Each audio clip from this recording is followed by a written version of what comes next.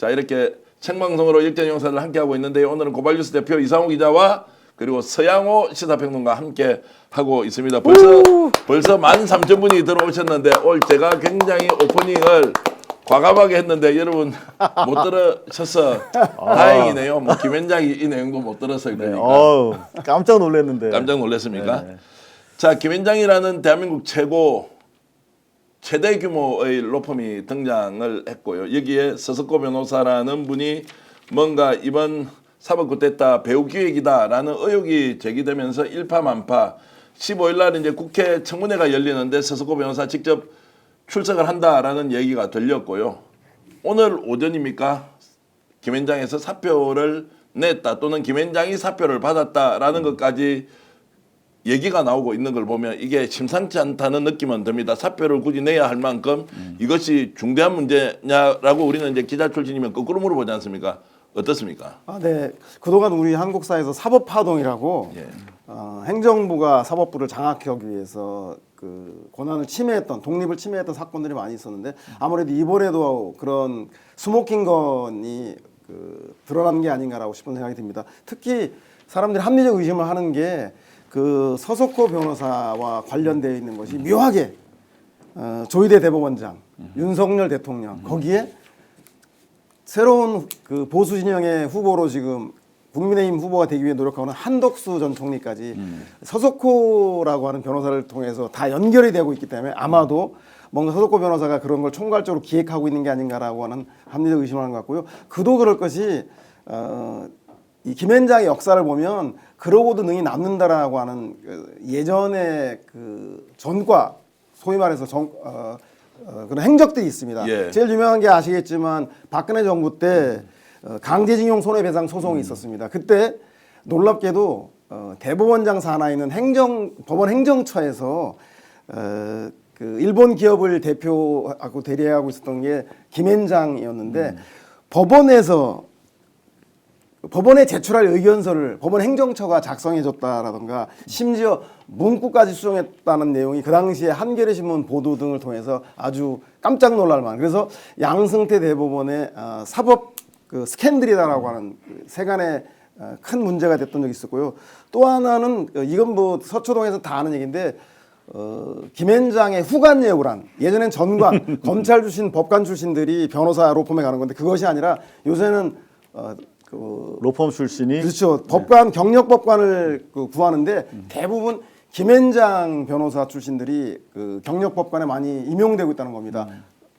현대자동차가 노사 문제로 소송이 있었는데 재밌었던 게 현대자동차 사장 측, 회사 측을 김현장이 변호를 하고 노동자 측이 그와 함께 쟁송이 벌어졌는데 변호사도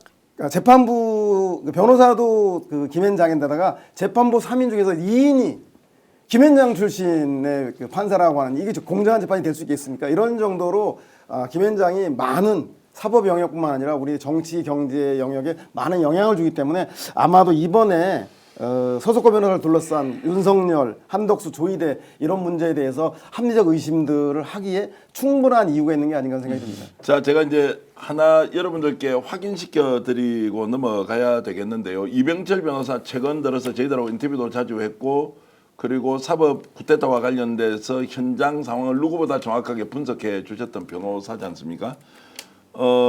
지금 이병철 변호사가 서석호 변호사, 김현장 서석호 변호사의 국회 출석에 변호인으로 참여한다라고 하는 질문이 많이 올라오고 있습니다. 이게 일부 또 보도가 됐더라고요. 네. 직접 오늘 이병철 변호사와 전화 통화를 하면서 확인을 했는데 어저께 서석호 변호사를 만났을 때 그런 이야기를 한 것은 있으나 그렇게 하지 않기로 오늘 아침에 결정을 했기 때문에 본인이 국회 출석하는데 서석호 변호사의 변호인이 된다거나 이런 사실 무근이다라고 정확하게 여러분들께 말씀을 드리고요. 두 분은 특정한 사안을 달리 보고는 있지만 이번 사법 쿠데타와 관련해서 개인적으로는 굉장히 가까운 사이고 오랫동안 같이 호영호재하면서 지내왔던 사이이기 때문에 그 사이 자체를 우리가 무엇이다 아니다 옳다 그르다라고 할 건 없고 중요한 것은 사실 확인이 가장 핵심이 된다는 말씀을 좀 드리면서 댓글로서 오해를 하거나 이런 것들은 할 사항은 좀 아니지 않느냐라고 여러분들께 권유의 말씀을 드리겠습니다. 자, 이제 김현장 이야기를 하고 있는데 당장 우리는 기자 출신으로서 저 사람이 김현장에서 사표를 냈다라고 하면 오히려 더 의심을 하게 되지 않습니까? 그렇죠. 그러니까 이 문제가 당장 처음 제기된 과정을 보면은 이제 박선원 의원이라든가 정치권으로 상당한 제보가 들어온 거란 말이에요. 그래서 뭐 서모 씨, 뭐 S모 씨 이러다가 서석호라는 사람이 이름이 까지는 데는 한 하루 반나절도 안 걸렸어요. 그만큼 이제 정치권에서 먼저 인지를 했다는 부분이 되게 중요하고 결국 이게 이제 14일 청문회라는 게 사실 대법원장을 비롯해서 대법원 판사 10명이 지금 12명이죠. 청문회 집단 소환이 된다는 게 사실 사상 처음 있는 일이고 네. 그 배후에 대법원이 있는지 한번 따져보자 국민들 앞에서 이런 상황 속에서 대법원이 사실 아마 대법원 출범 이후에 최대 위기라고 아마 판단을 한 것 같습니다. 그래서 뭐 잘 아시겠습니다만 서석호 변호사 같은 경우에 거의 뭐 창단 멤버 수준으로 오래된 파트너 아니겠습니까? 근데 그 양반이 김현장과 무관하다나 개인적인 뭐 친분 관계에 의해서 뭐 한 일이다 이렇게 사실 얘기를 하고 있는데 믿을 사람이 없고 이제 김현장이 서둘러서 그렇다면은 모양새를 이렇게 그냥 꼬리 자르기 차원에서 서로가 아마 양해하에 사표가 제출되고 수리된 것이 아닌가 그렇게 보는 것이 타당할 것 같습니다. 자 그렇게 보는 것이 타당하다. 지금 이제 댓글로 이미 논란이 상당히 지금 진행되고 있는데 그럼 이병철 변호사가 프락치가 아니냐 이제 이런 질문을 하면 김상욱 예를 들어서 지금 울산의 국힘의 국회의원이고 오늘 사표 뭡니까 이제 탈당 의사를 밝혔죠. 네네. 그럼 민주당 입당할지 하지 않을지 제가 잘 모르지만 이분이 예를 들어 발언을 하는데 평소에 보수지향적인 성향 발언을 했다고 해서 자, 이 사람을 어떻게 평가할 것이냐 이 문제 저는 좀 우리가 좁은 시각으로 보는 것이다. 이병철 변호사는 지금 사법 구태타 과정에서 정말로 정확한 분석으로 국민들한테 가장 빠르게 소식을 전했는데 자, 서석호 변호사하고 친하기 때문에 프락지 아니냐 이제 이렇게 가버리면 우리가 한 걸음 앞으로 나가기는 어렵다는 말씀드리고 널리 좀 이해를 하면서 사실 중심으로 우리가 좀 논의를 했으면 좋겠다 이 말씀을 드립니다. 제가 이제 이렇게 이야기하니까 정계환도 이병철 변호사한테 물이 들어서 프락지 비슷하게 하는데 원래 저 사람도 알고 보니까 정치적 성향이 의심스러웠다 뭐 이렇게까지 이제 얘기를 하시니까 저는 그렇게 봐요. 그러니까 이를테면 정치인이라면 100% 360도로 검증을 하는 것이 맞죠. 더구나 그 사람이 현직이라면 쭉 그 지내온 이력에 대해서 검토하고 합당한 비판 또는 뭐 논평 토론하는 것이 당연하다고 저는 보는데 변호사는 특수 직군에 있는 법률 전문가들이거든요. 사실은 진짜 그 데빌스 애드보케이트란 말도 있잖아요. 악마도 사실 자기가 법적으로 이거는 흥미로운데 승산이 있을 것 같아. 뭐 이러면은 뛰어드는 게 법조인의 어떤 그 DNA거든요. 그렇다면 저는 30년 동안 기자질하면서 이렇게 생활했던 것 같아요. 변호사에 대해서는 다 똑같아 니들은. 네. 니들 다 똑같아. 본질적으로 신뢰하지 않습니다. 다만 그 시점 그 사건에서 얼마나 법적으로 그리고 탁월한 통찰을 제공하는가에 따라서 우리가 그걸 바잉하거나 또는 그 리젝트하는 것이지 그 사람을 우리가 받아들이거나 뭐 뽑는 건 아니지 않습니까? 그런 차원에서 여러분들께서 이제 앞으로도 우리가 새 정권 이후에 다양한 이제 이른바 중도에 있던 사람들도 전문적 식견과 능력 여하에 따라서 이재명 정권이 이제 다양하게 드릴 텐데 그때마다 이 사람 추적해가지고 다 그렇게 이 부적격 엑스표를 해버리면 자 이거 상당히 좀 곤란한 지경에 이를 수 있다. 이런 또 말씀도 드려보게 되네요. 예, 알겠습니다. 이제 이렇게 해서 오늘 좀 진도를 빼보겠습니다. 여러분 처음 듣는 이야기 많을 거고요. 그러나 우리 취재력이 대단하고 자랑하고 이런 게 아니라 우리가 김현장이 배후에 있다라고 하는 이 문제를 어떻게 바라보고 다루어 갈 것인지에 대해서는 우리가 기자로서 언론으로서 충분히 논쟁해 볼 가치가 있다는 것입니다.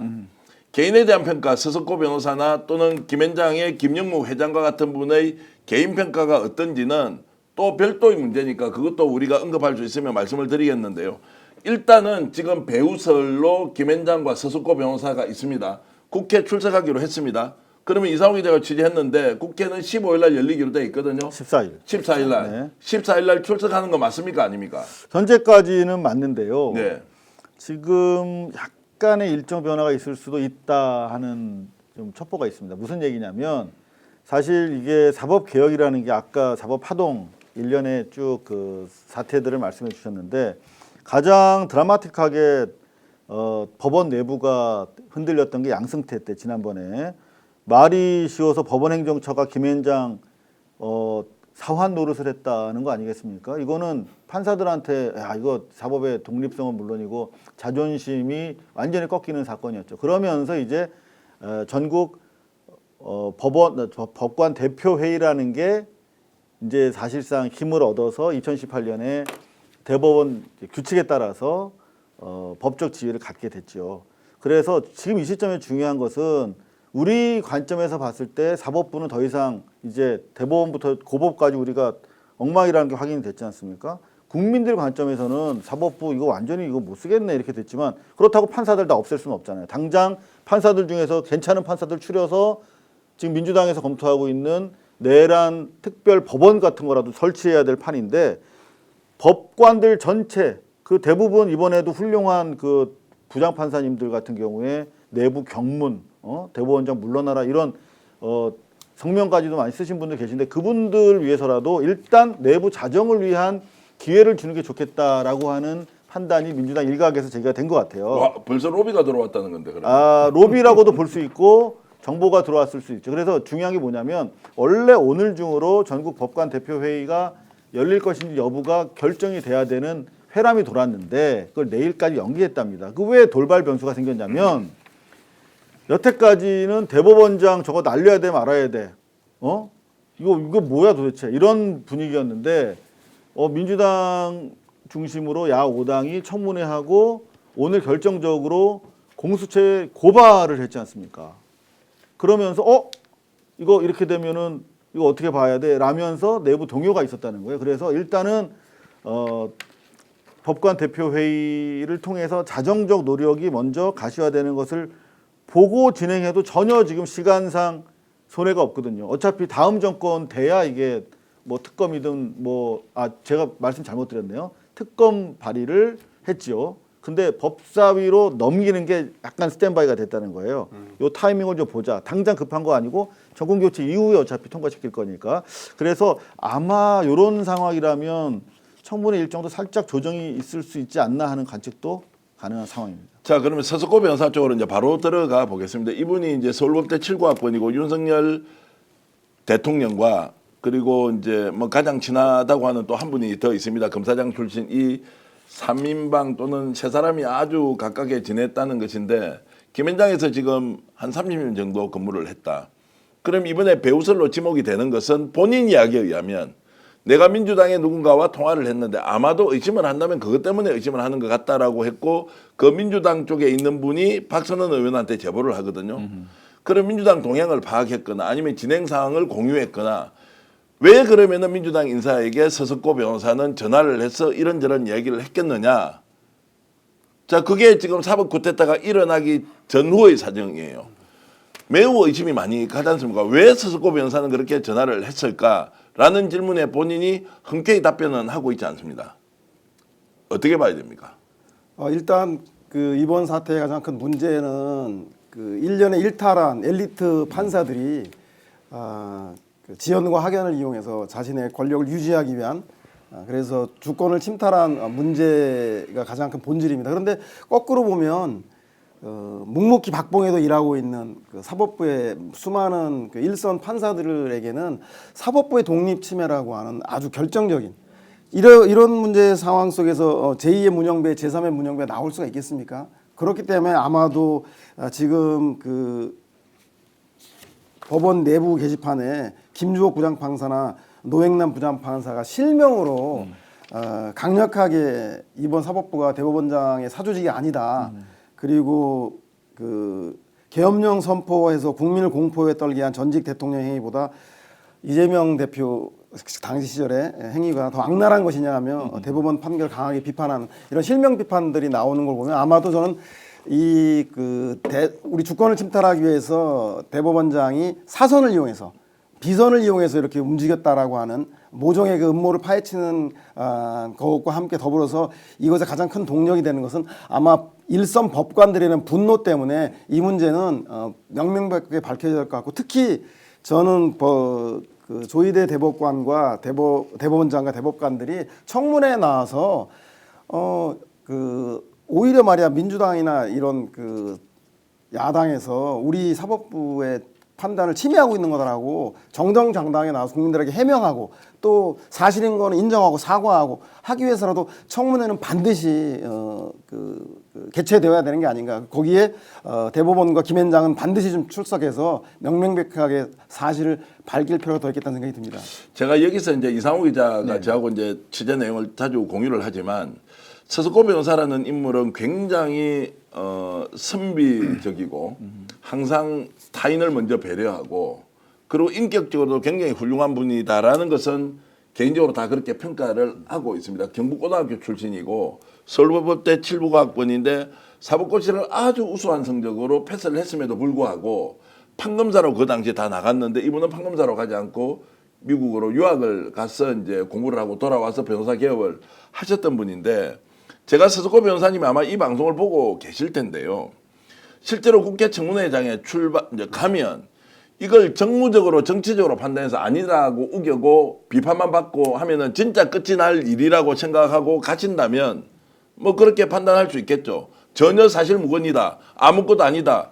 이렇게 해버릴 수도 있는데 저는 변호사님이 지금 잘못 보고 있는 게 하나 있습니다. 지금 국민주권 그리고 당원 주권이 얼마나 강력하냐면 이번에 사법구태타를 진압할 때 국민들이 100만 명이 이틀 만에 서명을 하면서 판사들이 엄청 쉽게 얘기하면 놀라 자빠졌을 겁니다.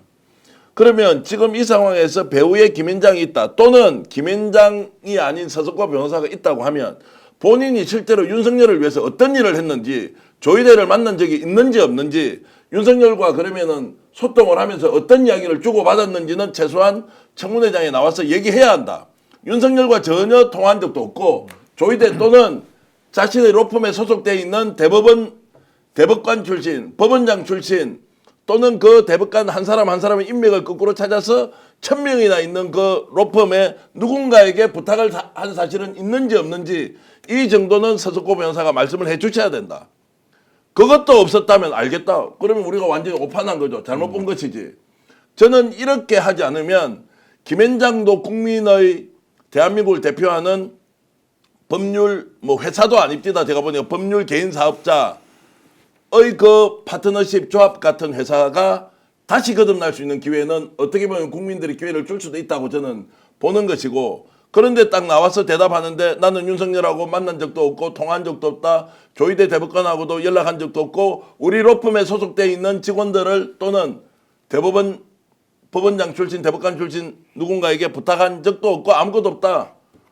그러면 우리가 심각하게 서석고 변호사를 명예훼손하는 것인데 왜 이 지금 전파 낭비를 하면서 논쟁을 하느냐라는 말씀을 거꾸로 드리고 싶으니 오해하지 마시고 국회에 나와서는 시시비비를 가릴 수 있도록 어떤 일이 있었는지는 좀 정확하게 얘기를 해줘야 한다. 이것이 저는 제가 던지는 최소한의 조건입니다. 근데 뭐 올바른 말씀인데 상대적으로 전 나이브한 그러니까 하나만한 말씀이다라고 이야기를 제가 생각합니다. 하고 있는 왜냐하면 서석고 변호사는 대단히 잘 나가는 변호사인데 자기의 행동이 불법적이라고 인식했으면 그런 얘기 못하지요. 자기 범죄 혐의인데 지금 당장 한덕수와 관련해서 만약에 뭐 선거판에 대통령도 아닌 자가 외부에서 개입했고 그거를 뭐 이를테면 자기가 뭐 연결을 해줬어? 그거 다 감옥 가는 사안들입니다. 다 하나하나가. 그 자기가 했을 수도 있죠. 우리는 했을 거라고 의심하고 있고. 그 한 일을 자기가 거기서 고백하겠습니까? 변호사가 미쳤습니까? 남의 그 죄도 없게 만들어주는 게 변호사인데 자기 잘못을 시인하겠냐고요. 있다면. 자, 그래서 서석호 변호사가 청문회 나가겠다고 한 것은 그런 식으로 알량하게 국민들 또다시 뭐 바보 취급하겠다라고 하는 의지의 표현으로밖에 저는 안 느껴집니다. 솔직한 말씀으로. 그리고 동시에 우리는 여기서 약간 좀 이 관점을 다시 달리 볼 필요가 있다. 무슨 말씀이냐면 서석호 개인 한 사람 정도가 움직였는지 안 움직였는지가 관심이 되면 안 된다. 이거 김앤장으로 정통으로 들어가야 된다 이렇게 생각해요. 김앤장이 왜 끊었냐 너네가. 김앤장으로 들어가서 김현장의 본진으로 들어가야 된다. 왜냐하면 자 보세요. 우리가 좀 넓히 봐야 돼요. 당장 김주현 있잖아. 민정수석. 그 사람 뭐야? 김현장 변호사예요. 김현장이 있다가 작년 총선 직후에 스카웃 됐어. 그래가지고 검찰 관리하라고 들어왔는데 자 김주현 하나도 우리 조사 못하고 있잖아. 김주현이랑 뒤에 김현장이 어떻게 연결되어 있는지조차 모르는데 심지어 김주현이 한 일도 몰라. 김주현이 뭘 했습니까? 검찰 관리했잖아요. 심우정이 이 사건 초기 가르마 엉망으로 타고 윤석열 탈옥시키는 과정에서 김주현이 작용한 건 100%인데 그럼 김주현은 김현장이랑 어떤 인과관계를 가지고 여태까지 왔는지 그리고 또 당장 지금 김주현이랑 조대희의 관계 그리고 김주현이랑 이 내란 세력과의 관계 이런 거 전혀 지금 확인이 안 된 상황에서 우리가 김현장에 대해서 몰라도 너무 모르고 있다. 자, 두 번째 한덕수 5년 동안 김현장이 있었어요. 그러면은 김현장과 무관하게 움직였을까요? 그리고 윤석열 김현장은 아니지만 태평양인가요? 그 다 그 한통속이라고 보면 됩니다. 이 개별 사건에서 뭐 자기들이 뭐 피고가 될 수도 있고 원고가 될 수도 있겠습니다만 큰 틀에서 보면은 다 공동 이해관계를 가지고 있는 집단이라고 봤을 때 저는 이 사안을 김현장과 서석호 뭐 이런 양자 간의 무슨 뭐 대립과 갈등과 무슨 뭐 이거 배신이냐 뭐 반목이냐 이걸로 볼 게 아니라 서석호도 원오브일 수 있다. 그리고 김주현, 한덕수 그리고 김현장에 퍼져 있는 많은 인간들 그리고 당장 이 조대희의 딸만 해도 조이대의 딸만 해도 지금 뭐 김현장급은 아니지만 그 메이저라고 하는 지평 소속이고 지평 소속의 사위도 또 같이 있어요. 근데 어떤 사건들을 했나 보면 한화 에어로 다이내믹스 일도 했더라고요 보면. 그런 게 지금 아까 말씀하셨던 것처럼 전관 예우가 아니라 후관 예우로 해서 엄청나게 이제 김현장 그 출신들이 판사로 가 있는데 김현장 사건에 아까 말씀하셨던 뭐 노사 현대차만 이렇게 김현장이 재판하고 김현장이 변론하고 이런 상황이겠습니까? 훨씬 많을 것이다. 전수조사해야 된다. 김현장에 30년 근무한 변호사 한 사람이 어디까지 본인이 영향력을 행사했는지 확인할 수 없지만 우리는 우리 눈에 보이는 것만 의혹 제기로 말씀을 드린다면 실제로 김현장이 대한민국의 국가 권력을 움직일 수 있고 특히 이번에 조이대 대법 원장의 사법 쿠데타에 연관이 되었다라는 의심 하나만으로도 저는 국민들 앞에 석고대죄해야 한다. 설사 그것이 사실이 아니라 하더라도 사표를 쓰고 사표를 받는 것으로 끝이 날 수 있다. 그리고 그 김현장 변호사는 정말 아무도 연관 없고 관련 없이 이 내용에 대해서 알아보지도 않았느냐라는 것이 사실이 아니라면 어떻게 감히 김현장이라는 법률 회사가 대한민국 정권, 정부를 상대로 우리가 움직여서 좌지우지할 수 있다? 그리고 그 회사의 가장 큰 고객은 국내 대기업, 재벌기업들일 텐데 그럼 이런 식으로 했던 것을 국민들이 눈 감고 넘어가야 한다? 동의할 수 있는 국민들이 없는데 지금까지는 그래서 권력을 가진 사람이 또는 대법원에서 고등법원에서 판사들이 어떤 식으로든 영향을 받았다는 전제하에 뜻한 바를 이룰 수 있었다면 지금은 이제 안 될 것이다. 우리 같은 유튜브 채널에서 문제 제기를 할 것이고 그리고 그 과정에서 누군가는 부탁을 받았거나 부탁을 한 사람에 대한 공익적 증언이 나올 수 있기 때문에 한시라도 빨리 있는 그대로 국민들 앞에 이시짓고 해야 하고 도저히 국민으로서 용납할 수 없는 것은 어떻게 특정 한 회사가 로펌이 대한민국 정치 전체를 좌우할 수 있다. 그것을 우리는 사법부와 연계가 되어 있기 때문에 검찰과 연계가 되어 있기 때문에 지금까지 묵인을 했다면 이재명 정부가 들었으면 그것은 하늘이 두 쪽 나도 그런 일이 안 생길 것이다. 그래서 오늘 취재하면서 누군가 물어봤죠. 노무현 정부 때도 이렇게 해서 특정 로펌에 정부 사건 몰아줘서는 안 된다라고 했을 때도 그거 아니라고 이야기하면서 결국에는 다 하더라는 거예요. 근데 이게 이제 논의를 너무 확장시켜서 김현장이 있는데 뭐 법무법인 땡땡땡이 있다. 법무법인 땡땡이 있다. 이런 쪽으로 가버리면 또 정상적으로 변호사로 활동하는 사람들에 대한 직업 자유의 선택, 뭐 이제 이런 것들에 대한 또 침해가 될 수 있기 때문에 지금은 김현장 쪽으로 초점을 맞춰서 반드시 우리가 다루어 가야 한다. 아마 이 내용은 다른 언론도 이야기하지 않기 때문에 정말로 취재력 있는 언론은 이 문제에 좀 집중적으로 같이 파헤치면 안 됩니까? 우리는 제한된 인력으로 알아보는 수준인데 지금 이 내용 그대로 넘어갈 수 없다는 점을 한 번 더 이제 제가 강조를 하겠습니다. MBC에서 30년간 실제 재직은 20년 했습니다만 주로 탐사 보도 프로그램만 있었지 않습니까? 2580 카메라 출동, 뭐 사실은 이런 프로에 있었는데 제가 제일 관심이 있었던 부분이 김앤장이었어요, 사실은. 그러니까 이 사회 비리 구조를 이렇게 취재를 하다 보면 다 연관돼 있어. 결국은 다 법원으로 가고 그럼 결국 김앤장의 생태계로 이게 소환이 됩니다. 결국 그렇게 되면 모든 사건들 불법을 변호하는 것도 그리고 이 사안이 나중에 문제돼 가지고 법정에 가도 돈 버는 건 다 김앤장이에요. 근데 정말 이 김앤장에 대해서는 단 한 번도 제대로 분석된 기사조차 없어요, 대한민국에. 왜?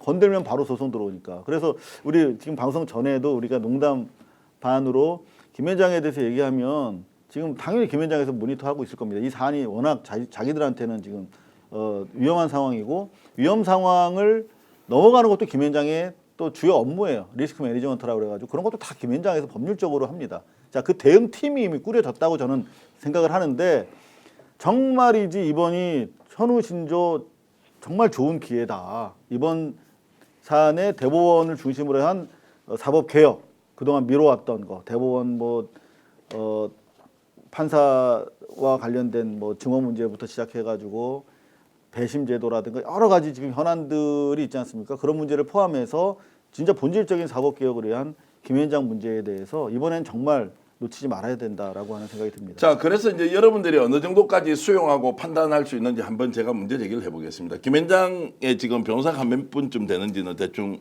언론 보도에 따르면 1,000명 정도, 1,000명 정도 예, 되고요. 예, 예. 그 중에 이제 말 그대로 월급 받는 이제 변호사들이 한 700~800명 정도 되는 것 같고요.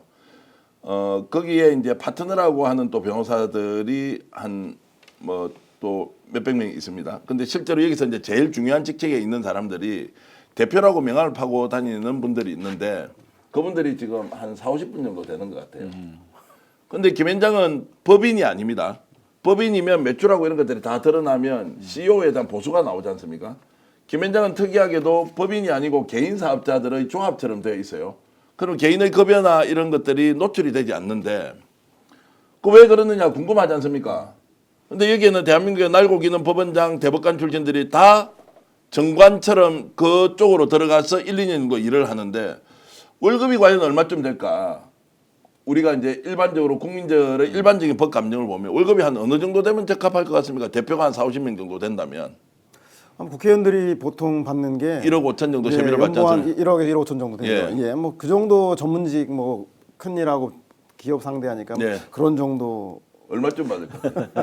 이게 잘 아시잖아요. 이게 수임 신고가 안 된 사건들이 태반이고 전화 변론이라고 해서 지금 뭐 김앤장 정도의 변호사가 되려면은 부장판사 이상 뭐 검사장급 뭐 이런 사람들이기 때문에 전화 변론으로 해서 30억에서 막 100억까지 다 케이스 바이 케이스로 가거든요. 그럼 실제로 1년에 그 정도면은 뭐 세무신고하기도 대단히 어려운 거죠. 자, 그래서 그 급여도 좀 이번에 서석고 변호사 나오시면 직접 좀 물어봤으면 좋겠어요. 국회에서 월급 대표 변호사 정도 되면 한 40~50명 있다는데 근데 그런 거 얼마쯤 받느냐? 얘기하지 않도록 다 계약이 돼 있을 겁니다. 아니, 얘기하지 않도록 이제 계약이 돼 있을 수도 있고 저는 모르겠는데 그럼 왜 김앤장에 가서 법원장 출신이 제일 먼저, 장관 출신이 제일 먼저, 차관 출신이 제일 먼저 그쪽에 가서 1~2년 하느냐? 엄청난 급여를 주기 때문이죠. 그러면 그 이상 돈을 벌여야 될 거 아니에요. 자, 거기에서 그러면은 결탁이다 아니면 정상적인 계약 관계다 이렇게 설명이 됩니까? 월급을 예를 들어 1억 5천이 아니고 한 3~4억 정도 받으면 뭐 그럴 수도 있겠다. 아니 좀 많이 받는다 치자.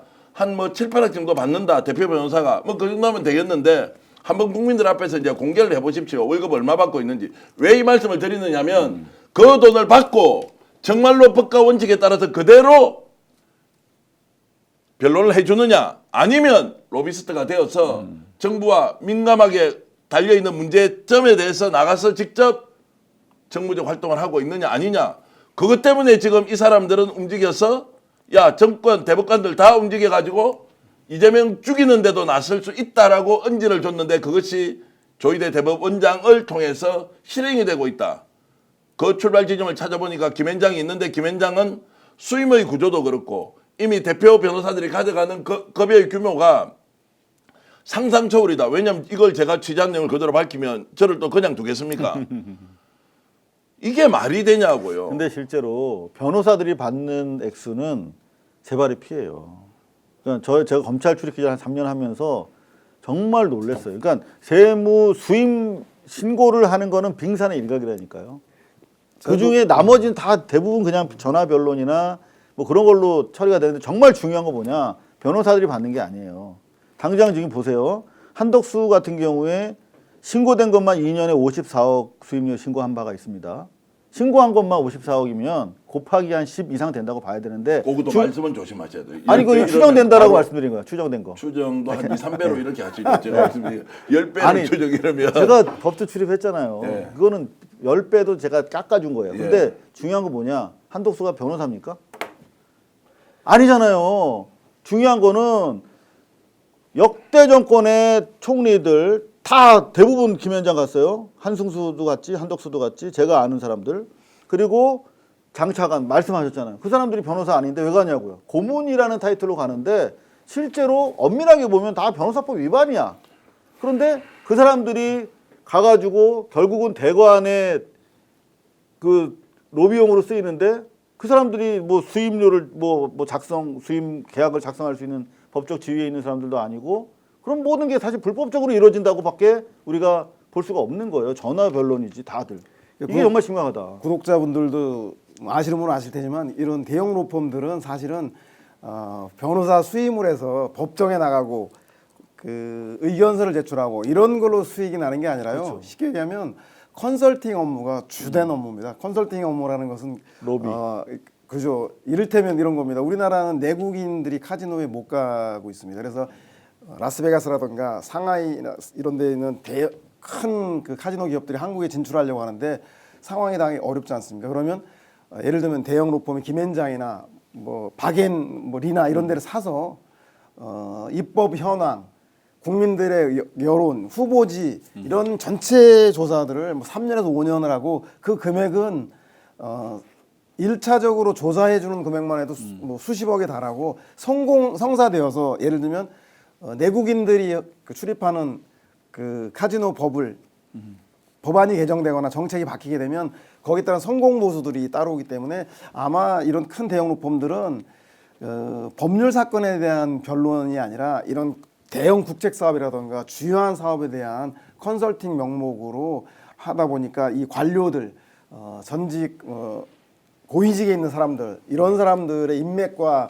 로비 활동을 하기 위한 것들이 필수이기 때문에 아마도 그런 활동들을 하고 맞습니다. 있는 게 그 주된 수입원이 아니겠는가. 그래서 실제로 네 맞습니다. 네네. 이번 기회에 전기한 대표님이 얘기하시는데 청문회 나와서 그런 것까지 밝혀질지 있을지 모르겠지만 어찌됐든 이번 사법 쿠데타의 국민들이 내 선거, 내 투표권들을 왜 법원이 간섭해서 하라 마라 후보자 자격을 박탈하려고 하는 것에 대해서 분노했고 그런 행태에 대해서 일선 판사들이 너무나 부끄럽다고 해서 실명 거론하고 있는 그 성명서를 발표하고 있지 않습니까? 따라서 사지에 이번에 그 청문회장에 나와서 청문회장이 민주당과 야당이 얘기하는 이거는 사법 쿠데타인지 아니면 본인들이 생각하는 법원 행정처장이 말 잘하대요.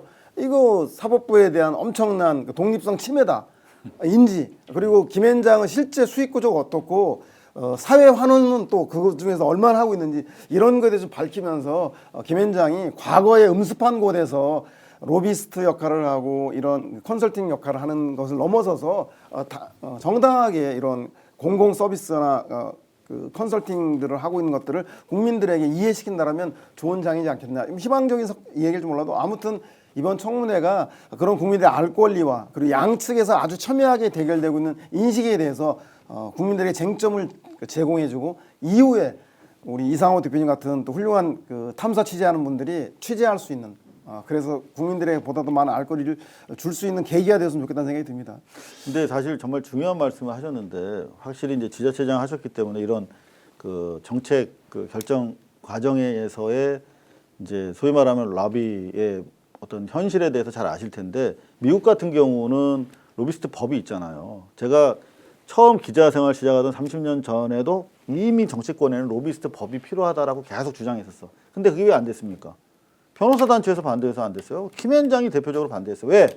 자기들만 할 수 있어. 변호사법 테두리 안에서 자기들만 할 수 있고 다른 사람들은 합법적인 수준의 로비를 못해.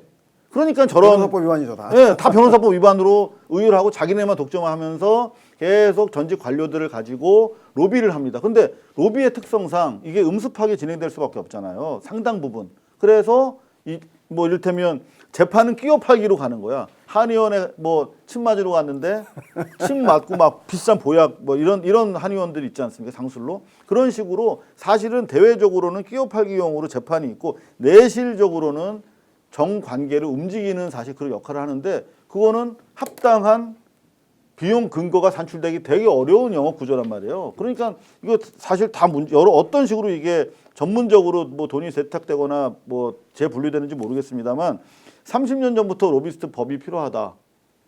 근데 아직 안 돼. 그 이유를 이번에도 한번 들여다봐야 된다는 것이죠. 합리적으로 제도 개선해야 되는 거 당연한 이야기고요. 제가 오늘 두 분 말씀드리면서 드는 생각은 이렇습니다. 김현장이 오바해도 많이 오바했죠. 서석고 변호사가 오바해도 한참을 오바했죠. 왜냐고요? 자, 필요할 경우에 변호인, 법률 조언을 받는 사람이 어떤 식으로 하든 자신의 억울함 풀어달라고 할 경우에 우리가 로비라고 이야기해도 되고 적극적인 호소라고 이야기해도 되고 그것은 비용을 들인 만큼 뭔가 활동을 할 거 아닙니까? 자, 그거 자체도 잘못된 것이다라고 우리가 얘기할 수 없습니다. 그런데 지금 김현장 서석고 변호사가 했던 것은 국민이 가지고 있는 주권을 특정 로펌이나 특정 집단이 정면으로 짓밟고 침해할 수가 있는 거기에 김현장이라는 회사가 동원이 되었다 또는 서석고 변호사가 그걸 주도했다. 이것은 우리가 민주주의를 지키는데 용납할 수 없는 선을 넘었습니다. 정치인 한 사람을 개인적 친분관계에 의해서 어떤 식으로든 협의하고 조정하고 호소하고 설득할 수 있다. 뭐 당연한 거 아닙니까? 대관업무하는 국회에 얼마나 많은 기업들이 있습니까? 그러나 거기서 넘지 않아야 되는 선이 있죠.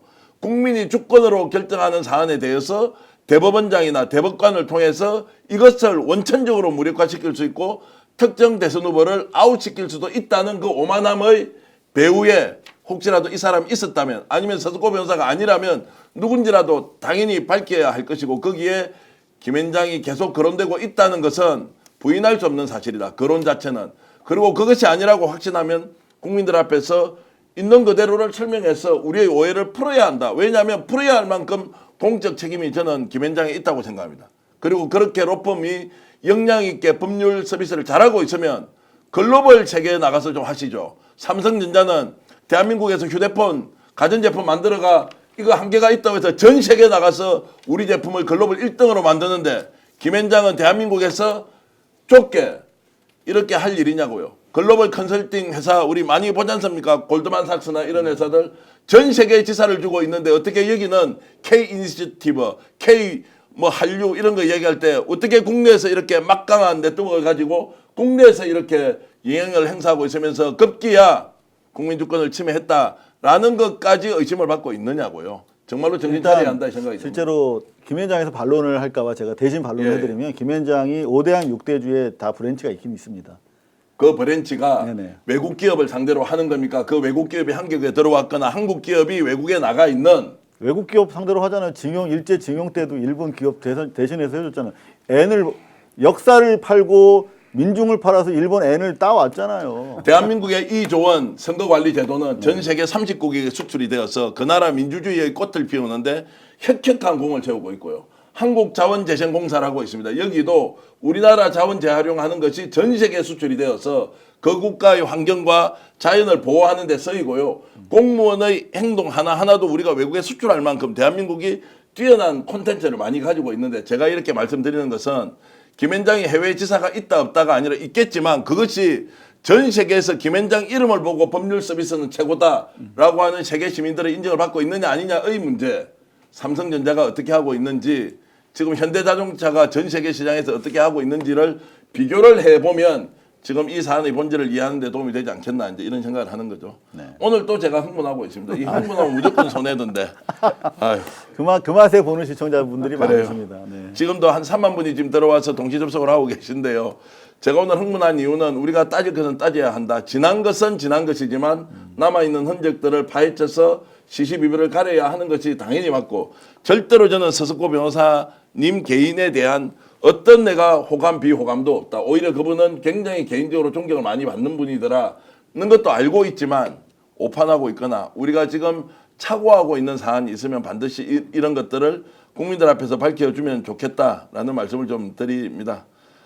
아이고 목이 지금 막 다 들어가는데 실장 여러분 혼자 흥분 많이 했는데 그래도 많은 분들이 이렇게 봐주셔서 고맙고요. 제가 구독 좋아요 눌러달라는 부탁 드리지만 야 이제 139만 명 정도 됐으면 구독 좋아요 부탁하지 말라고 하시는데 그래도 구독 좋아요 부탁드리겠습니다. 저희들이 할 수 있는 여러분들께 좀 응원과 격려를 받을 수 있는 것은 결국 구독 좋아요라는 생각이 좀 드는데 그리고 지금 예. 뭐 그 댓글에 많이 올라오는 여론인데 사실 지난번에 우리가 청담동 그 술 사건 같은 경우도 뭐 윤석열이랑 한동훈이랑 뭐 야밤에 술 마시는 게 궁금해서가 아니라 실제 그 자리에 동석했었다라고 알려진 김앤장 변호사들 때문에 사실 이게 관심이 됐던 거거든요. 그게 이제 아까도 우리 말씀하셨지만 일본과의 외교적 문제로까지 비화된 이제 징용 관련해서도 김앤장이 일본 그 회사 편을 들고 있었고 그리고 여러 가지 국가적 국내적 현안에 관련된 이해 당사자로서의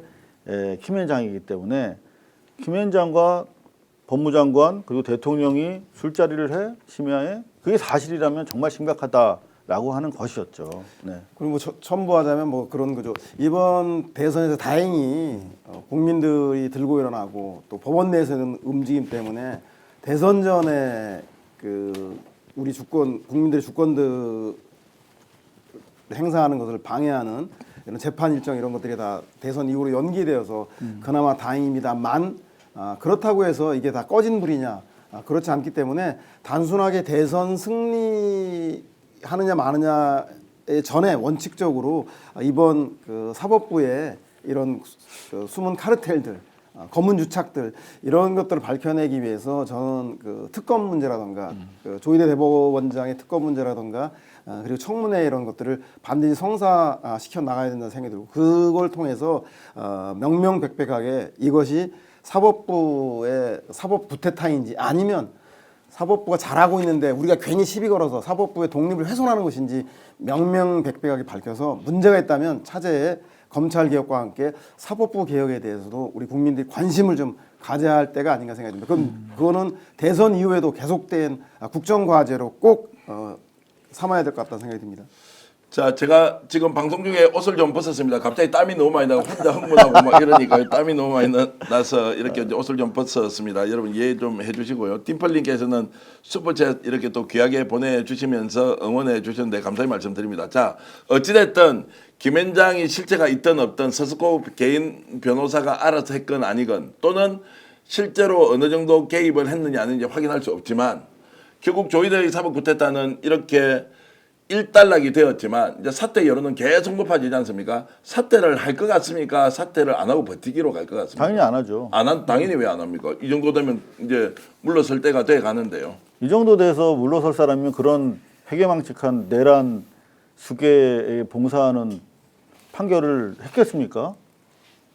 제정신이면? 아니 그러면은 사태 안 한다. 안 하죠. 더구나 사태를 이 대목에서 하면 자기 그 잘못을 시인하는 꼴이 되는데 윤석열 케이스에서 봤던 것처럼 그런 사람들이 잘못하고 시인하는 거 보셨습니까?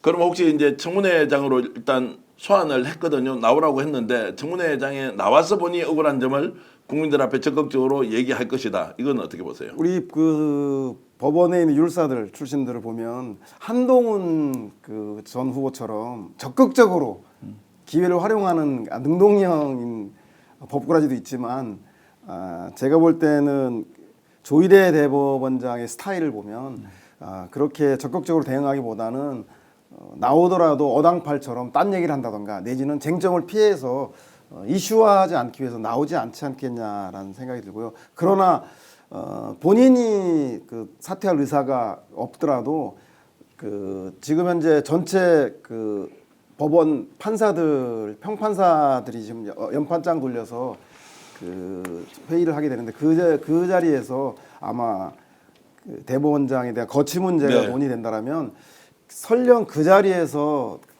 가부 동수가 사퇴가 더 많이 나오지 않더라도 그런 논의되는 것 자체가 사법수장으로서는 그 치욕적이기 때문에 저는 그 전에 거취를 판단할 가능성이 매우 높다. 그래서 청문회가 개최되는 결과 그리고 법관 회의를 통한 그 내부 법원의 여론 동향들 그리고 이 전체 사건들에 대한 국민들의 반응들에 따라서 그 거취를 결정하지 않겠는가 그런 생각이 듭니다. 자, 우리가 유튜브 채널답게 제가 질문을 던지겠습니다. 뭐 이럴 수도 있고 저럴 수도 있다. 이런 것은 우리가 지금 뭐 팔다리 걸고 하는 방송인으로서 자, 맞지 않다. 언제 생각하고 팔다리를 걸었어요? 아, 우리가? 팔다리 거는 척하고 이제 방송을 하는데 제가 말씀드리는 거는 자, 그래서 조희대 대법원장 사퇴하지 않는다. 제가 시한을 15일까지 주겠습니다. 15일까지 어쨌든 방송을 하고 그 뒤에 뭐 방송에 은퇴를 하든 말든지 하면 되니까 15일이 다음 주 이제 목요일입니다.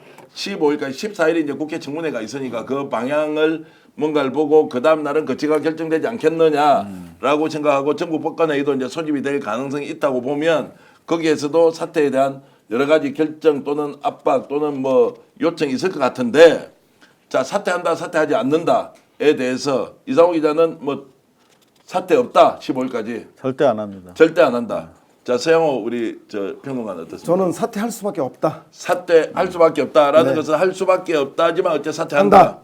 예, 저는 일단 오늘은 서양호 우리 평론가 쪽으로 붙겠습니다. 한 표 사퇴한다라고 던지고요. 자, 그들은 끝까지 버티면 결국 우리를 어떻게 할 수 없겠다고 생각하죠. 저도 잘 모르는 게 하나 있습니다. 바로 대한민국 국민들의 주권의식이고요.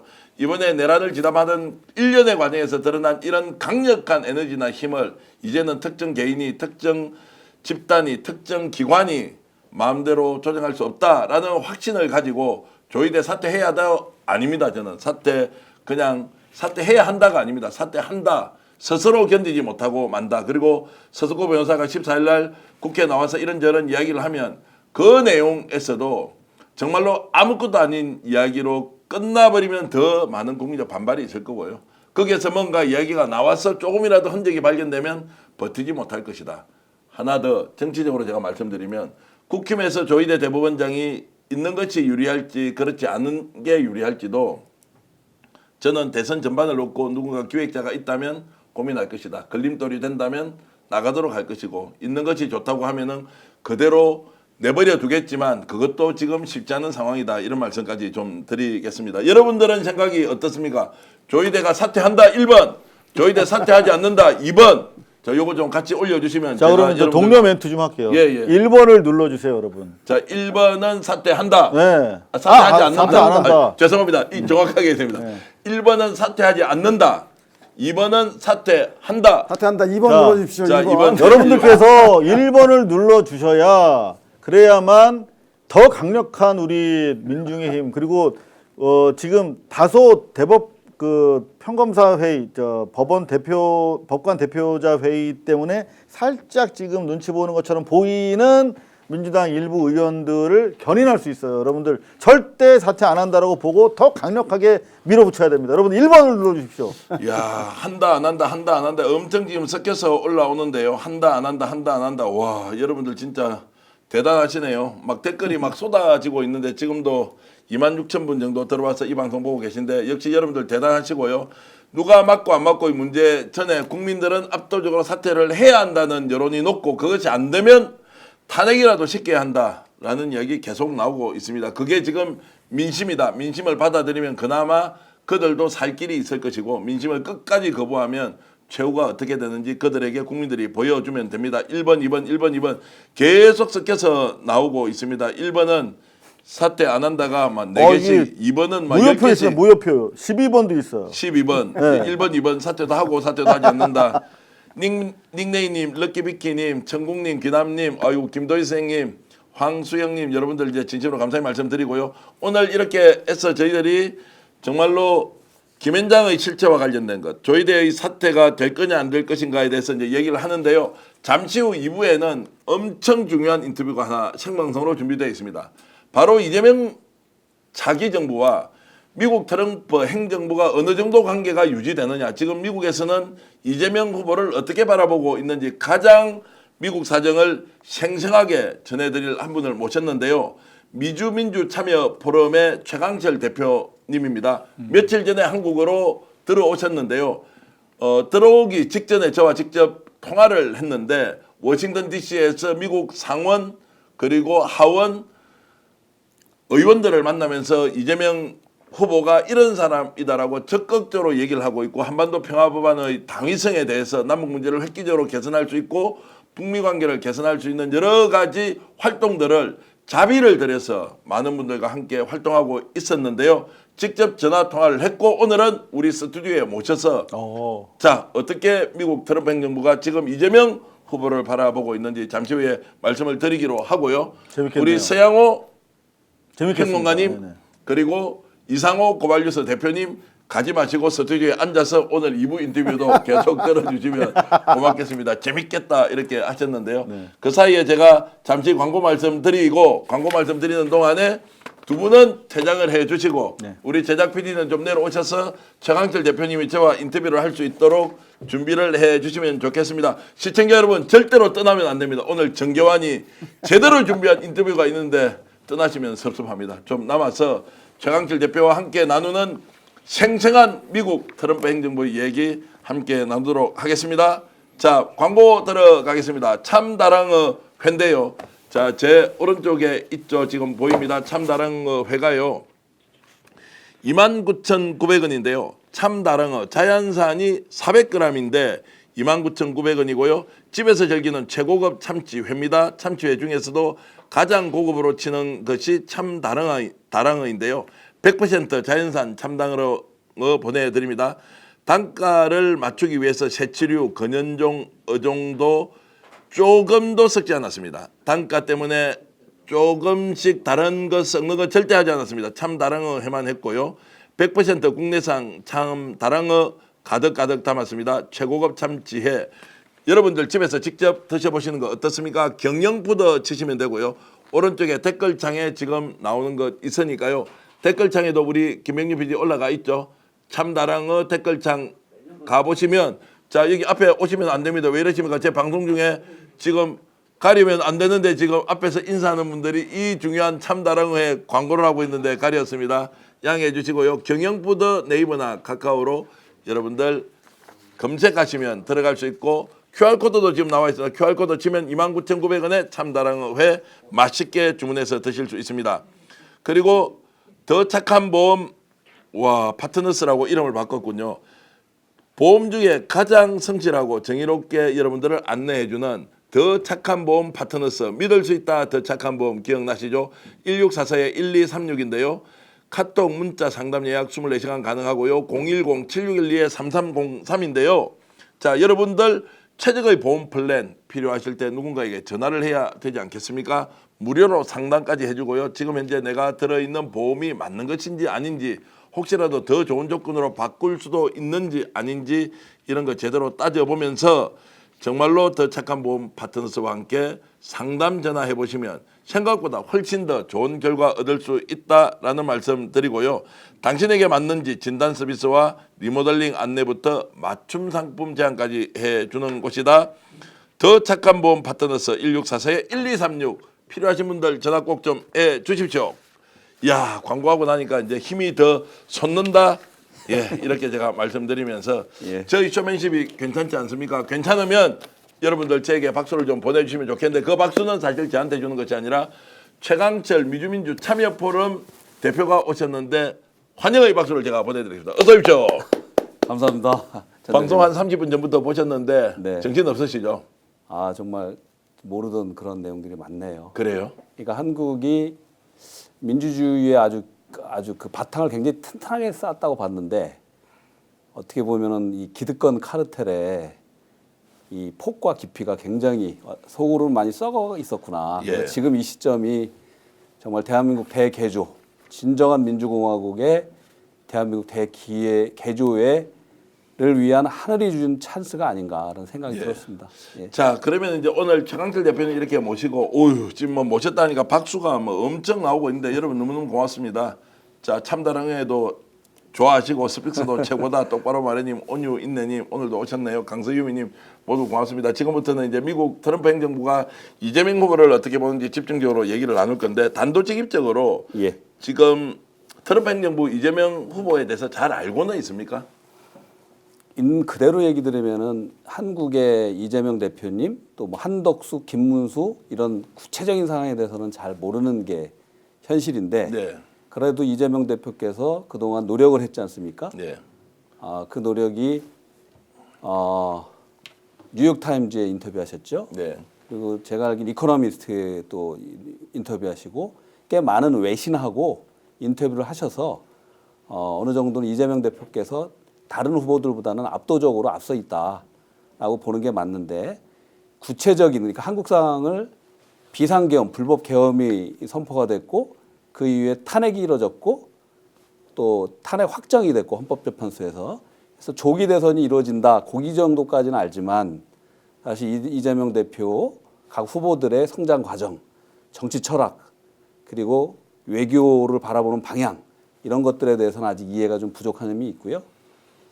또 하나는 이제 그동안 또 이재명 대표나 한국의 야당을 이렇게 프레임을 씌우려고 하는 그런 공작들이 있었죠.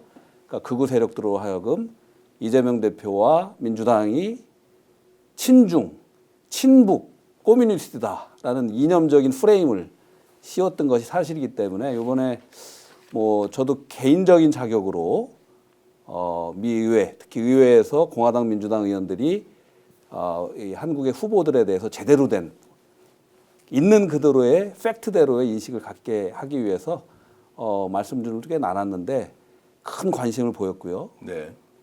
그런 상황입니다.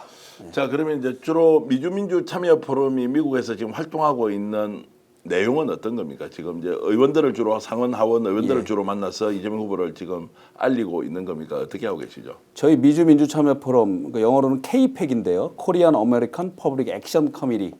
그래서 KPEC이라는 단체고요. 우리 뭐 아시는 분들도 꽤 있을 거라고 보는데 지금은 미국에 있는 이스라엘인들이 자기 조국 이스라엘을 위해서 공공외교를 하는 단체가 있어요. 그게 이제 APEC이라는 단체예요. American Israeli Public Affair Committee라는 데가 있어요. APEC. 저희 KPEC도 나름 그거를 벤치마킹을 하고 지금 한 1,000여 명 정도 멤버가 돼 있는데 저희가 원하는 한 10여 년 가까이 한반도 평화를 위해서 보수 진보를 가리지 않고 우리 한반도의 분단을 극복하고 평화를 이뤄내는 거는 우리 모든 후손들을 위한 거잖아요. 우리 현재의 우리를 위한 것이기도 하고 우리 한민족 후손들의 미래를 위한 것이거든요.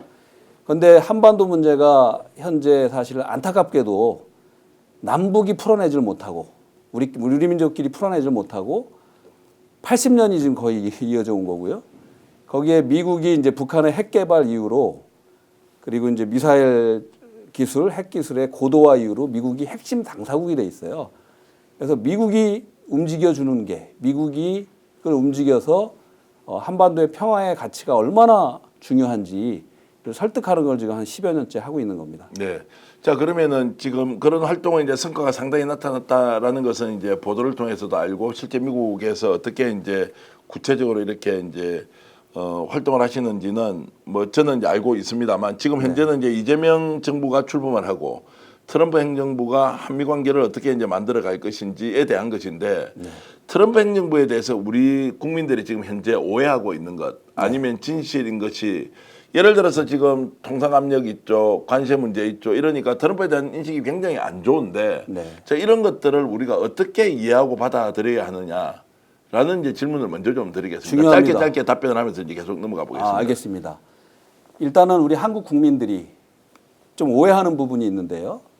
처음에는 탄핵 국면에서 트럼프 대통령이 윤석열을 구해줄 것이다.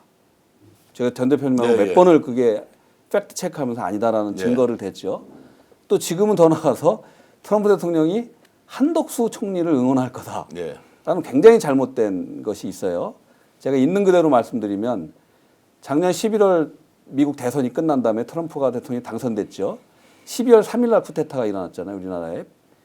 그 이후에 그때는 바이든 행정부였어요. 바이든 행정부의 국방부 장관이 우리나라를 방문하는 거를 이쪽 지역을 방문하는데 그때 로이드 오스틴 국방부 장관이 한국 방문을 패싱해 버립니다. 그리고 국무부 또 백악관 대변인들이 이 계엄 사태를 불법이다라고 규정하면서 굉장히 비난을 하고 미 의회는 뭐 브레이 셔먼 의원 중심으로 돼서 개별 비난 성명 나오고 하원에서 완전히 뭐 이 한국의 민주주의가 평화됐다, 훼손됐다. 이 한국 민주주의의 훼손은 즉 전 세계 민주주의에 대한 도전이요 훼손이다라고 미국은 영킴 의원 외에는 모두 다 이 탄핵 세력을 비난을 했어요. 그리고 이제 트럼프 대통령이 1월 20일 날 취임하지 않습니까? 그 다음에 또 중대한 사건이 있어요. 그 지금 피트 헤그세스 국방부 장관이 또 이 하와이부터 괌까지 이 아시아 태평양의 주요 미군 기지를 방문하는데 전 세계에서 제일 큰 평택 미군 기지가 시설이 최고 좋은 그걸 방문을 뺍니다. 그 또 중요한 분이 또 한 분이 방문을 해요. 그분은 이제 털시 가바드라고 우리 몇 번 얘기했잖아요. 그러니까 미국의 18개 정보기관을 통괄하는 국가정보국장이 이쪽을 방문하는데 태국까지 가는데 한국을 패싱을 해요. 네. 그건 무슨 얘기냐면 이런 쿠데타 세력 그리고 쿠데타 세력의 대행이 이끄는 한국 정부하고는 대화를 못 했다는 거예요. 정부 차원에서 의회를 떠나서. 근데 하나 더 말씀드리면 그럼 이번에 한덕수가 그 트럼프가 왜 통화를 해줬냐 그러잖아요. 그거는 제가 이번에 전 오바마 행정부 때 그 NSC에서 근무했던 그 지금 앤디 김의 사실은 국가안보보좌관이 되는데 그분하고 상의를 했는데 그런 부분은 자기가 아는 지식에서는 지금 한국의 쿠데타가 일어난 다음에 한미 동맹의 관계인데 대화가 너무 없었다는 거예요. 그리고 한덕수가 또 탄핵에 있었기 때문에 그게 일단은 탄핵을 벗어났기 때문에 way overdue 너무 이게 지났다는 거예요. 그 차원에서 이야기를 한 거고 또 미국 사람들은 대통령이나 좋은 말들을 잘 해줍니다. 네. 나이스합니다, 사실은. 그래서 전 세계에서 여성들이 결혼 1번 1순위가 미국 남성이에요. 그 정도로 미국 사람들은 나이스한데 나이스하게 안부를 물어본 거예요. 너도 뭐 출마할 가능성이 있느냐. 예. 근데 그걸 잘라서 트럼프가 나에게 관심을 보였고 나를 응원한다는 식으로 곡해하는 것들은 굉장히 잘못된 사실과 다르다. 자, 그러면 이제 트럼프 행정부가 지금 한덕수에 대해서 호감을 더 가지고 있다거나 뭐 아니다라고 하는 일종의 이제 언론 플레이지 실제 그렇지 않다라는 것이고. 네. 자, 구체적으로 지금 이제 이재명 정부가 들어서는 것은 다들 미국에서도 예상하고 있을 거 아닙니까? 지금 90 거의 가능성이 1번이라고 더욱 이제 깨닫고 있습니다. 예. 자, 그러면 이재명 정부 지금 민주당에서 냉정하게 봤을 때 트럼프 행정부하고 라인업은 잘 돼 있습니까? 실제 잘 모릅니까? 어떻습니까? 현실은요. 제가 저는 자랑스러운 대한민국인 마더랜드고 또 미국도 또 거기에서 저를 성공시켜준 나라가 미국이기 때문에 둘 다 중요한 나라고 저는 한미동맹이 앞으로 우리나라는 전통적으로 중국과 일본하고 싸워왔어요. 5,000년 역사가. 저는 미국이 강한 우리를 절대 침범하지 않는 우리의 가치를 함께 공유하는 민주주의의 가치, 평화의 가치 그런 동등한 동맹이 되기를 원하는데 전혀 그래서 한미동맹이 너무 중요하잖아요. 지난 70년 한미동맹이. 근데 안타깝게 한국의 정치는 그 동맹이 진정한 동맹인 것만큼의 관계를 맺지 못한 게 사실이에요. 네, 그것은 지금 이제 민주당입니까? 아니면 지금 윤석열 정부 또는 그 이전 문재인 정부까지 다 갔다고 봐야 되고 한미 관계를 제대로 구축 못 하고 있다. 그거는 왜 이제 구조적인 문제가 있어요. 이건 나중에 사실 저희가 브레인스토밍을 해야 되는데 일단 외교관 차원에서도 사실 일본 이런 말이 있잖아요. 대미 외교에서 북한 외교관들이 제일 잘할 거라고.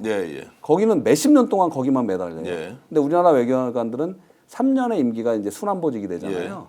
그러니까 깊이 있는 관계를 가질 수 없는 시스템이 돼요. 외교부 차원에서. 첫 번째는 깊이 있는 관계가 안 된다. 두 번째 그리고 이제 민간 외교, 의회 외교 차원에서도 사실 우리의 예를 들면 우리의 그 국회 차원의 상임위가 뭐죠? 외교통상?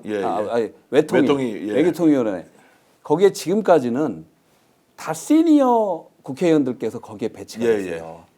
그러니까 인기 있는 게 아니었기 때문에 가서 그분들이 열정을 갖고 이 맺을 수 있는 그런 이 네트워크를 상상하기는 굉장히 어려웠다. 그런데 미국이라는 나라는 정말 이 다민족 국가이기 때문에 그래도 굉장히 의심이 많아요. 마음을 안 열어요. 그래서 엄청난 시간에 축적의 시간이 필요해요. 관계를 가질 때. 그럼 적어도 3년, 5년, 10년이 쌓여야지 이게 마음을 열고 대화를 할 수 있는데 그런 게 구성이 안 돼 있죠. 그게 구조적인 문제고 정부 차원에서는 그렇고 국회 차원의 의회 차원에서도 관계를 가질 수 없었다. 그래서 제가 만약에 외교 책임자라면 저는 획기적으로 이걸 다 바꾸고 진정한 외교 관계를 한미 동맹을 강화하려면 저는 이러고 싶어요. 이제 우리가 한미 관계하면 주로 외교나 군사 동맹만을 얘기하잖아요. 예. 이 대한민국이 지금 그렇게 약한 나라가 아니잖아요. 예. 여러 가지 경제, 교육, 문화, 한류 엄청나게 많이 교류할 게 많고 미 의원들도 그런 차원에서 대화하고 싶어하는 의원들도 많아요. 예. 그러니까 주택 정책, 복지 정책, 또 뭐 한류에 관해서 그래서 저희가 볼 땐 300명의 우리 국회의원들이 미국에 535명의 상하원이 있으니까 한두 개씩 매칭을 할 필요가 있어요. 적어도 300명이 안 된다면 외통위 의원들만 한 몇 명 되죠? 한 20명 되시잖아요. 그분들이라도 미 의원들하고 이 자매 결연인가요? 상시소통을 하고 보좌관들까지도 할 수 있는. 제가 그래서 이제 민간 영역에서 미주민주 참여 포럼이 열심히 헌신적으로 하고 있는 이야기는 잠시 후 이야기로 하고요. 이제 예. 좀 노골적으로 질문을 좀 하겠습니다. 뭐 재미도 있어야 되니까 우리 네. 토론이요. 자, 미국에 가면 우리 미국에 있는 한국 대사관 있죠. 네. 대사관 공무원들 미국에 있는 의회 또는 미국 정치 지도자 또는 정치를 보좌해주는 여러 컨설팅 그룹들이 있지 않습니까? 이 사람들을 열심히 만납니까? 지금은 이제 솔직하게 대답하셔야 돼요. 그렇지 않다는 게 사실 뭐 그분들의 업무가 엄청 많아서도 그럴 거고 사실 우리나라의 대사나 아니면 총영사 예. 특히 총영사들도 많아요. 각 미국을 예를 들면 뉴욕, 뭐 저기 LA, 뭐 워싱턴에 시애틀 각 지역마다 있는데 지금까지는 사실은 미국 연방의원을 접촉한다거나 그런 경우가 거의 부족했고. 자, 그러면은 일본은 어떻습니까? 일본이 자 미국에 있는 일본 대사관에 있는 직원들은 네. 연방 의원 만납니까? 안 만납니까? 잘 만납니다. 뒤에서 몰래. 그러니까 제가 예- 시청자 여러분들께 예. 이제 이 말씀을 드리는 것은 우리가 이제 현상 하나하나를 놓고 본질적으로 어떤지 해석을 해야 할 때 지금 미국에 있는 한국 대사관에서는 미 정부 또는 미 의회 상원 하원 의원들과 만나지 않는다. 그럼 뭐 하느냐? 업무가 많다고요? 그 사람들 골프 치러 안 다녀요? 제가 만났던 해외 베트남이든 어디든 가보면 정말로 정무직 공직자들이 한 번씩 가면 기함을 하는 것이 예.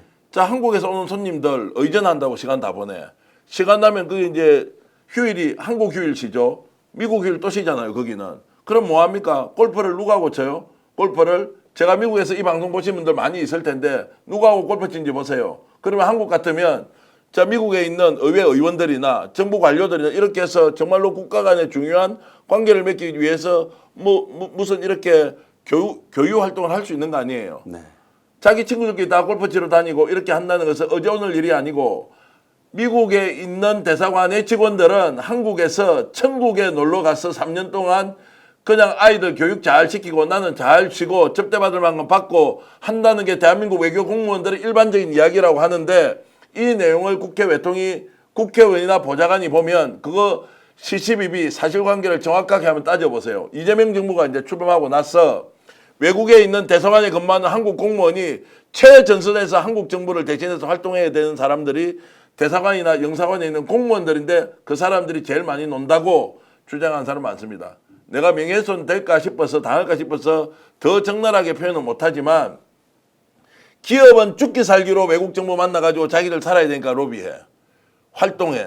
자, 미주민주 참여 포럼처럼 이런 또 국가를 위해서 애국하는 단체들은 사비를 써가면서 한국이 어떻게 가야 되는지 다 활동하고 있는데 국가 공무원을 받고 거기에 집까지 주고 체류비까지 다 지원하는 공무원들이 제일 안 움직인다. 저는 이재명 후보가 이 방송을 보거나 측근들이 본다면 이번에 정권 잡고 나서 전 세계에서 대한민국을 가장 최전방에서 알리고 국가를 대신해서 움직여야 할 자는 공무원들이다. 그 공무원들이 움직이면 뭐라도 바뀌는데 3년 만에 돌아오는 것 때문에 해봐야 무슨 소용이 있나? 그러고 나서 골프 치러 다니고 휴양하러 다니냐고요. 그 공무원들을 그대로 두는 것이 맞는지 아니면 제 말이 틀렸다는 것을 충분히 설명해서 너무나 많은 활동을 하고 있다. 우리 해외에 있는 정말로 외교 공무원들이 그거 한번 따져봐야 한다는 말씀을 제가 드리는 겁니다. 일본을 말씀하셨으니까 이제 제가 직접 들은 얘기를 한 말 말씀드리면 그 소녀상 문제로 일본 특히 아베 정부 있을 때 해외 소녀상을 없애는데 전력을 기울이잖아요. 미국에도 지금 그랜데일의 소녀상이 있고 또 샌프란시스코에도 설치가 됐어요. 거기 중국계 미국인들하고 이제 한국계 해서 거기에 저희 한반도 평화법안을 열심히 지지해줬던 로칸나 의원이라고 있어요. 로칸나 의원실에 미국의 샌프란시스코 총영사가 찾아와서 어떻게 지원할 거니까, 어떻게 할 거니까 이걸 없애야 된다. 이거를 그 보좌관이 저한테 알려주는. 그러니까 뒤에서 알게 모르게 굉장히 열심히 이제 만나고 다니고 상대적으로 우리는 그런 부분이 부족하고 그래서 잘 기억하실지 모르겠지만 문재인 대통령 출범하실 때 그때 이런 말이 있었잖아요. 우리 한국 외교부가 대한민국의 위상과 국격을 담보하지 못한다. 그래서 30%의 그 공관장을 민간에서 이렇게 보내겠다라는 말씀을 하셨어요.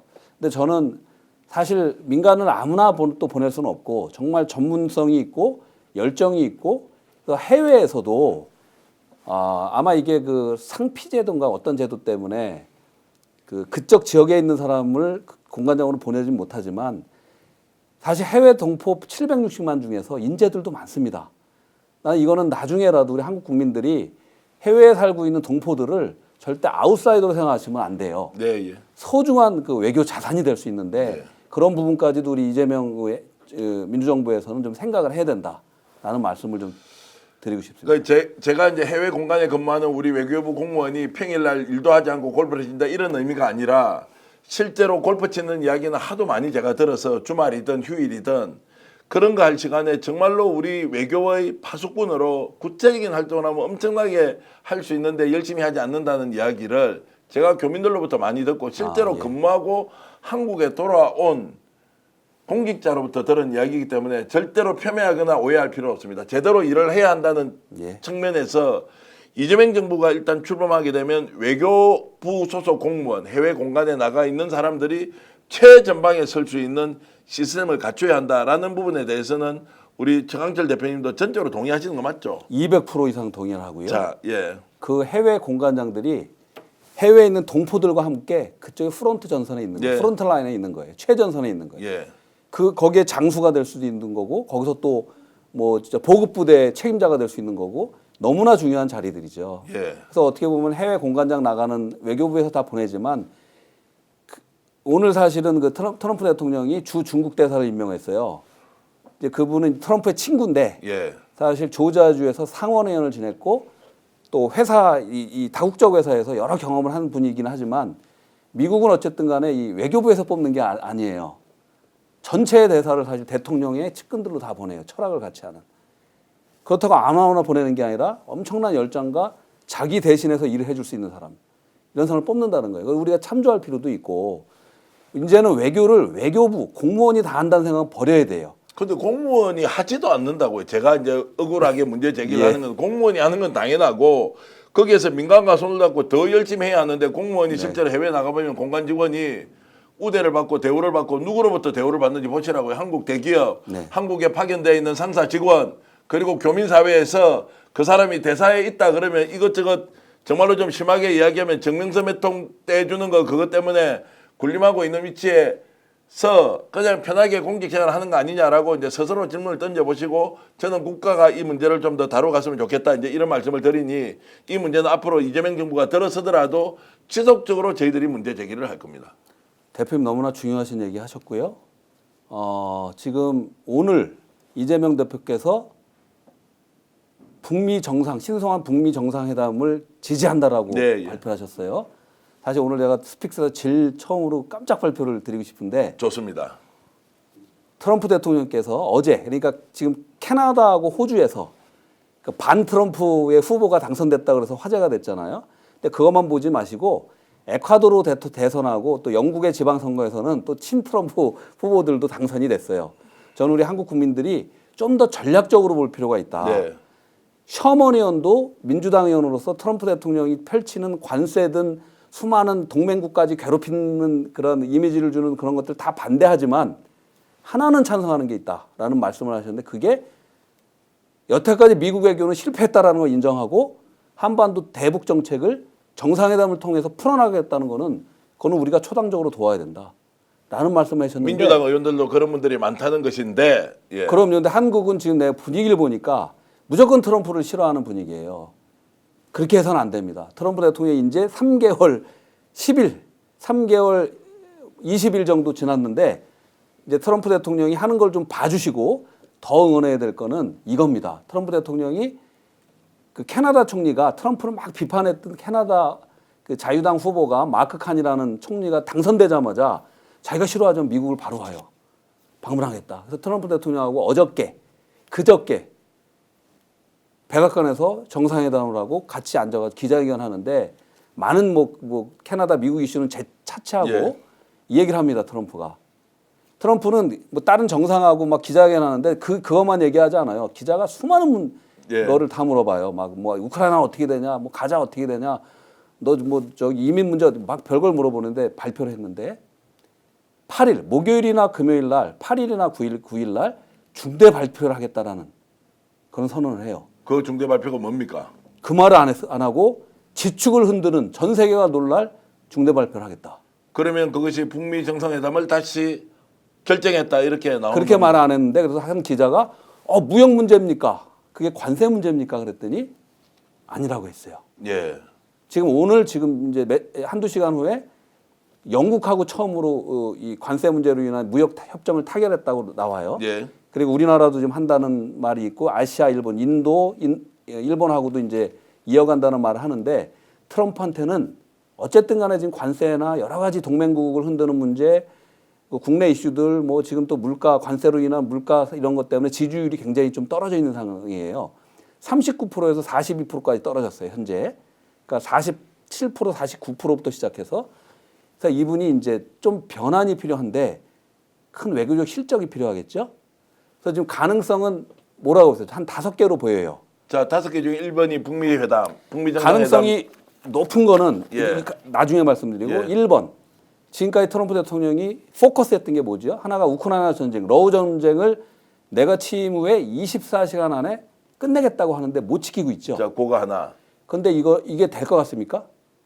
잘 안 될 것 같습니다. 두 번째 뭡니까? 자, 속도를 좀 더 뺏어가야 됩니다. 예. 두 번째는 뭐냐면 가자, 이스라엘 전쟁을 끝내는 거잖아요. 안 되죠?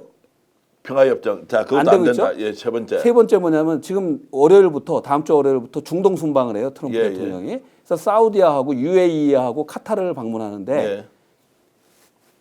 지금 트럼프 1기 때 외교적인 큰 실적이 하나 있었죠. 트럼프가 자랑하고 잘했다는 게. 그게 아브라함 어코드라 그래가지고 이스라엘하고 이스라엘의 적국, 아랍국 중에서 아랍에미리트 연합, 그때 바레인 이런 나라랑 수교를 해요. 그게 예. 엄청난 치적이에요. 예.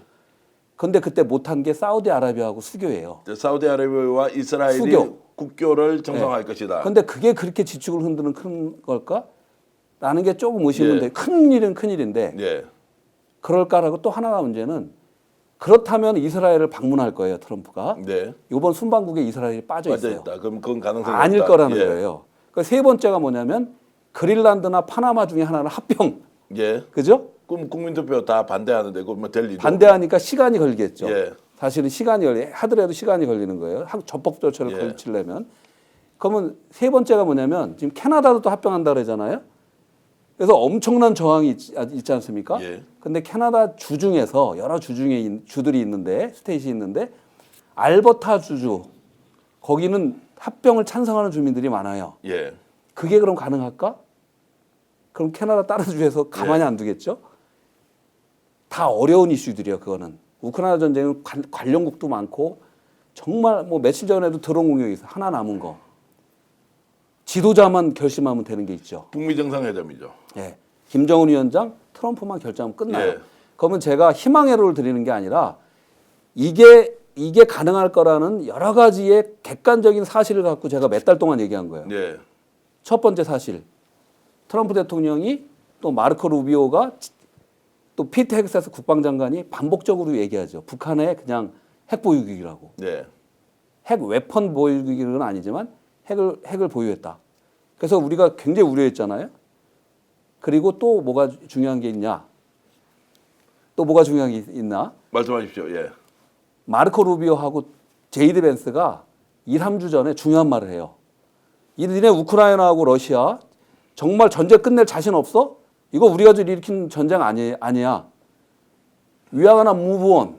We have another priority. 그러니까 예. 우리는 다른 데로 갈 거야. 우리 해결해야 될 중요한 다른 priority니까 최우선적으로 해야 될 게 있어라는 거를 반복적으로 얘기했었어요. 예. 그리고 중요한 일이 벌어지죠. 며칠 전에 그때 아마 대표님께서 저 미국 있을 때 전화를 한 것 같은데 예, 예. 그때 MBC에서도 사실 전화가 왔어요. 뭐냐?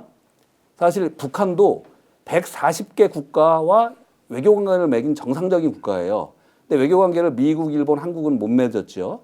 근데 미국의 대사 역할을 해주는 북한을 해주는 국가가 스웨덴인데 스웨덴에서 이제 스웨덴 북한 대사가 미국을 방문했죠. 백악관을 옵니다. 예, 예. 그래서 백악관의 안보 보좌관들하고 실무회담을 해요. 알겠습니다. 그 말씀 제 희망 들어보면 회로가 아니라 예. 50%의 가능성은 된다. 자, 그래서 저는 이럴 때 대표님은 우리 스타일대로 질러버려야 돼요. 북미 정상회담 임박했다. 내일 모레 발표할지도 모른다. 이렇게 말씀을 하시면 아 그렇구나 생각할 건데 아, 그 그게 근거를 그러니까. 5가지로 나눠서 설명하니까 네. 좀 길었다는 말씀드리고 자 북미 정상회담이 매우 임박해 있다. 곧 발표할 수도 있다라고 예. 하는 것을 스픽스에 나와서 단독으로 최초입니다. 최초로 말씀하셨다. 네. 그러면 그것이 화답이라도 그것에 대해서 화답이라도 하듯 오늘 이재명 후보가 북미 정상회담 그렇습니다. 지지한다라고 예. 했다는 말씀이죠. 예. 그럼 그 이재명 후보가 그 말을 했다는 것도 아마 미주민주 참여 포럼의 최강철 대표를 통해서 정보가 들어갔다라고 제가 자연스럽게 그냥 생각했습니다. 저는 우리는 그냥 마음이 통하는 것 같습니다. 마음이 통한다. 전에 문재인 대통령도 마음이 통했고요. 제가 생각을 하면 문 대통령께서 그 말씀을 하시고 이재명 대표님도 이제 같은 테이블에 있다 우리는. 자 같은 테이블에 있는데 실제로 이제 그런 것들은 평화를 위한 함께하는 테이블. 공유가 되고 있지 않나 이제 이런 생각까지 저는 이제 했고요. 자 어찌됐든 지금 이재명 후보가 대통령이 되면 북미 관계는 양쪽 다 매우 실용적인 성향을 가진 사람이어서 한국민들이 특히 이재명 후보를 지지하는 사람들이 트럼프에 대한 일부의 오해, 네. 다수의 비판은 하지만 일부의 오해만 풀고 나면 이재명 후보와 트럼프는 굉장히 합이 잘 맞을 것이다 이렇게 지금 기대하시는 거죠. 그렇습니다. 요번에 제가 이제 여기 한국에 오기 전에 워싱턴에 연방 상원실 5군데, 하원실 한 20군데를 갔어요. 주로 공화당을 요번에는 좀 많이 갔어요. 저는 기본적으로 한 50군데 민주당 의원들하고 가까운 편인데 공화당을 갔는데 왜 방문했냐?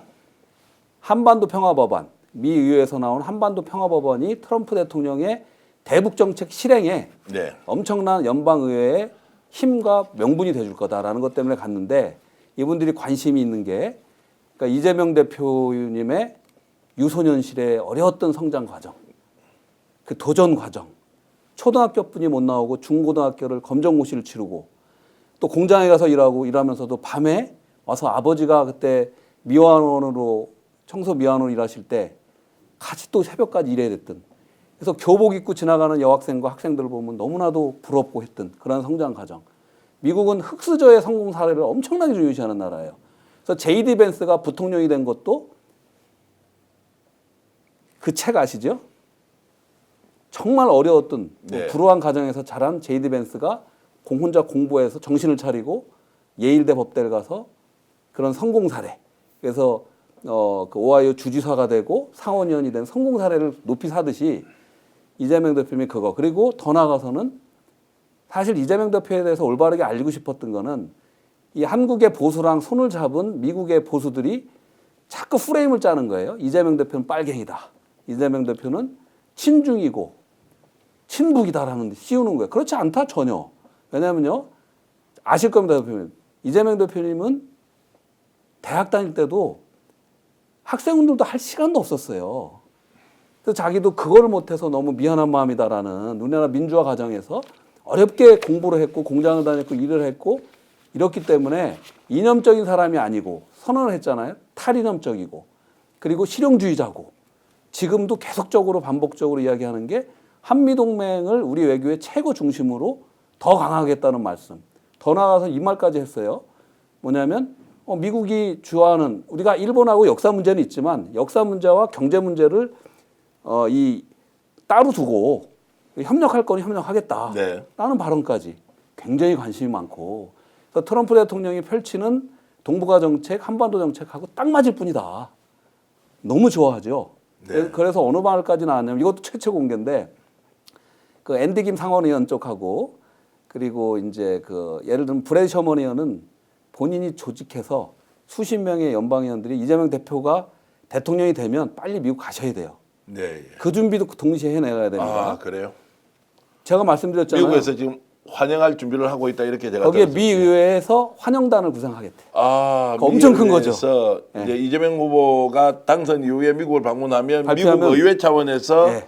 상하원 의원들이 예. 환영단을 만들겠다. 그러면은 미국 뭐 정부에서는 당연히 준비를 하겠지만 예. 의회에서까지도 그렇게 나서서 환영하는 분위기를 만들어준다는 거는 커다란 힘이 되죠. 그 일은 브래드 서먼 의원이 주도하십니다. 서먼 의원은 대놓고 그렇게 저런 이제 회의를 할 때 하겠다는 하시고. 바로 그 대비하고 준비해라. 브래드 서먼 의원이 이제 한반도 평화법안을 지난 10년 동안 계속 최강철 대표님과 함께 추진해 왔던 분이고 또 다른 분은 이름 한번 소개해 주시면 브래드 서먼 의원하고 지금 메릴린 스틸랜드 의원도 뭐 엄청나게 기대하고 예. 있고요. 한국계 의원들만 말씀드리면 예. 또 데이브 미니 의원도 있고요.